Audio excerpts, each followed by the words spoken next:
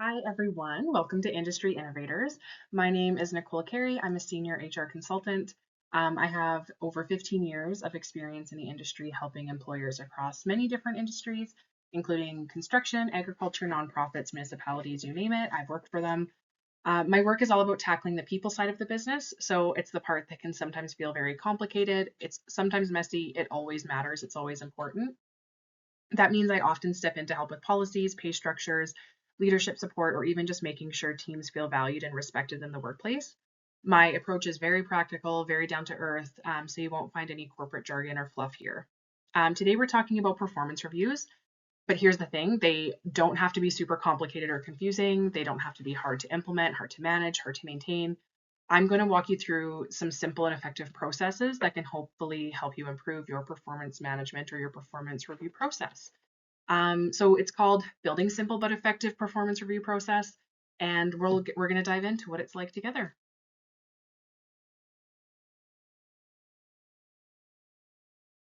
All right, so as I mentioned, I work with the HR Advantage, and we're a team that handles HR, health and safety, payroll, compliance, and so much more so that business owners can focus on running the show. We get to know our clients really well. We're not just sending you templates or talking legal speak. We really like to work collaboratively with our clients so that you can get some real results. Our mission is quite simple. So we take HR and compliance off your plate and handle it in a way that's proactive, not reactive. So there's no surprises and no scrambling. All right, performance review process. So this is a hot take. No one looks forward to performance reviews. They can feel like extra work, sometimes like they have awkward conversations, or it feels like there's just one side speaking. It can be full of a lot of HR talk. But here is the actual truth. When it's done right, it's a conversation. It's a chance to check in. It's a chance to give feedback, and it's a chance to help your team grow. So when it's done right, it actually works really well. Most people want to do a good job, and that's just a fact. They want to do well. They might not know how to get there or what is expected of them. So you don't need a fancy form or a fancy process, or a 14 sheet spreadsheet or a manager title to help make that happen. You can start right away with some very simple things. So first, why it matters. 75% of employees say they'd work harder if they felt more recognized. And in industries like construction, trades, replacing one team member can cost over $5,000 in lost time and retraining. So we believe that wholeheartedly over here at HR Advantage that is true. Performance management isn't about creating more work or more red tape. It's about keeping good employees and helping those that need it, reducing headaches related to employee performance. So, first thing first is check in early and often. Do not wait for problems and do not wait for annual reviews. Don't wait a whole year to tell someone how they're doing. Have quick check ins, whether it's monthly or as things come up. You can do it casually, kind of on the job site. You can go for a walk, go for a coffee run before a shift if it's not critical. The important part is to make sure that it's normalized as part of the day. It's not just a big deal, it's how you lead your team. You can add quarterly check-ins to your calendar. So when things calm down isn't an excuse that you use going forward so that actually when it's on the calendar, it can actually happen. So this is kind of a story from a client, but they started doing monthly check-ins with their team. Sometimes they were 5 minutes, sometimes they were half an hour, and they found that they really got to fix the issues before they got really ugly. So if there was a guy who was coming in late, he was able to say, oh, my kid started school and drop off is at a different time. So instead of actually reprimanding this employee for being late, they were able to check in and be proactive and say, why don't you just come in 15 minutes later, drop your kid off, stay 15 minutes later, not a big deal. And they were able to kind of solve those problems before it becomes part of a performance management piece where you're dealing with maybe more disciplinary items. The next thing you can do is to set clear and workable goals. So define success for your team, don't make them guess. If you want better results, you need to define what good results look like. So use real goals. You need to be ready at 7 a.m. to start work instead of improve your punctuality. Think about how those two pieces can communicate differently. You can stick to facts, not just vibes. So finished 2 days early is better than good job. You can tell them why they did a good job. Good job. You finished that job 2 days early. And you can talk about the work, not just a team's personality. When setting goals, use the SMART goal system. So that's specific, measurable, achievable, relevant, and time-based. And you can even post team goals on a whiteboard or a common area to keep everyone focused. So we had the same kind of do better conversations happen at one of our clients' work sites. And once we got specific, the client and their team really started hitting their goals within a month once they were able to say, this is what we want to see from you, not just do a better job. The other thing is to give useful feedback. And so I like to say what you see, not what you feel. Instead of saying, you're fine, or that really sucked, that's not helpful. And people don't know how to improve upon that or take that constructively. So you can say things like, that was a great layout on that deck install. It looked great. Client was happy. You came in under time. So address actual actions, not just who they are or what you felt. And please stay constructive. Feedback is a tool, it's not punishment.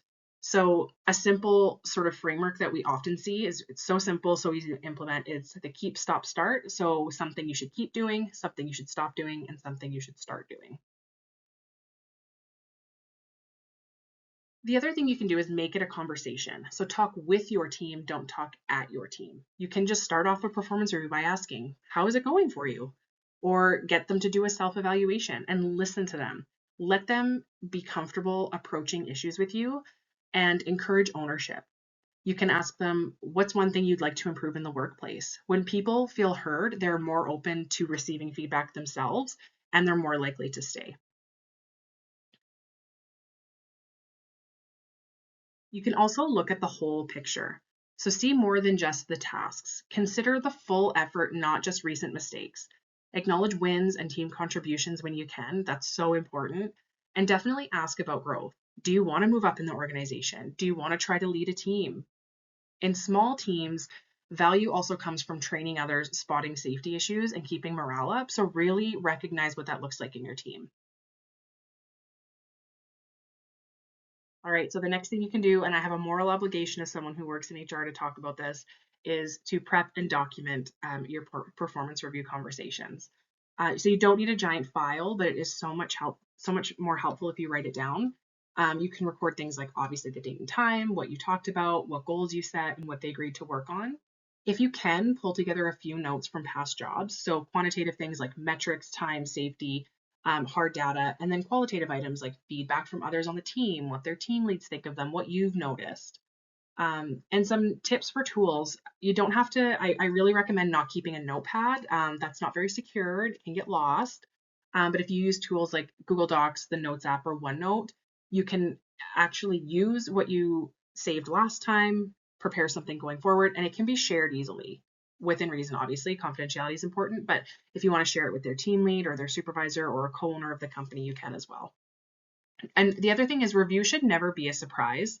If it's working right, there should be nothing new in the performance review process. It truly is a review. It should be a summary, not a reveal. All right, so once you've done all that and you've set up your system, the next part is to keep it going. Reviews are a loop, they're not just a line. They're meant to be continual. So you're always following up on goals, you're always adjusting your support. They're ongoing, it's not just a one-time thing. So it just allows you to be a little bit more flexible. It's not just one and done, it's how you coach, it's how you lead, and it's how you keep people engaged. So what are reviews and what aren't reviews?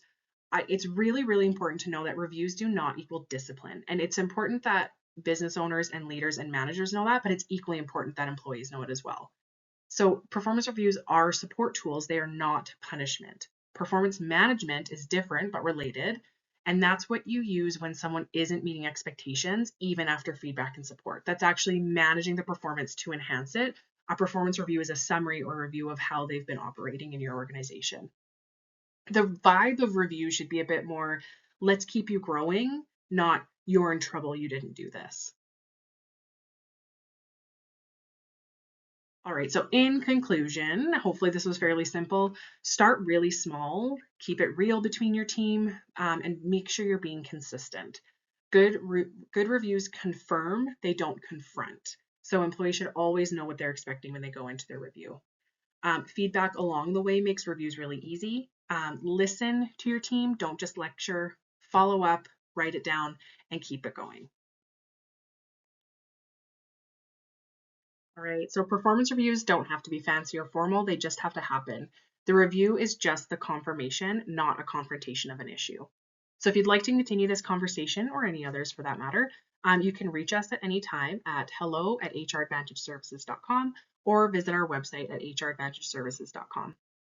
And of course, we'd love to connect with you on LinkedIn. Both Mackenzie and I are very active there and happy to share resources, updates, and ideas. So feel free to reach out there. Thanks again for spending your time with me today. We really appreciate it, and I hope you learned something about the performance review process. Thank you.